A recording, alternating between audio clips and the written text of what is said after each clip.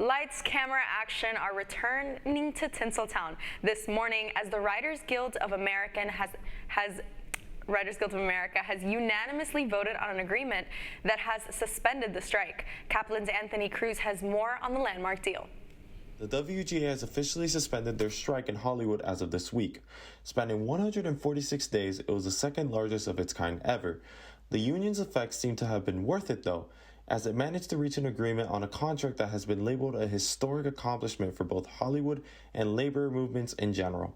We need creative people. Original creative people is always the first and foremost thing. I know AI is taking over and it's a real big thing right now, but it's nothing like the human brain and what we can do when we come together. So I think that's really special that we stick together and we put forth that effort.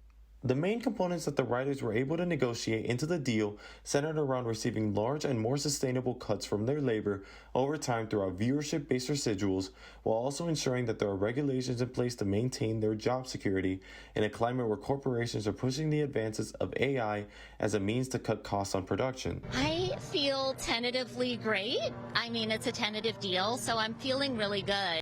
As of now, the contract is expected to be ratified towards the beginning of October. Many of the terms in it are set to just last 3 years, so the Guild has the flexibility to reevaluate them and adapt according to the successes and failures brought by them.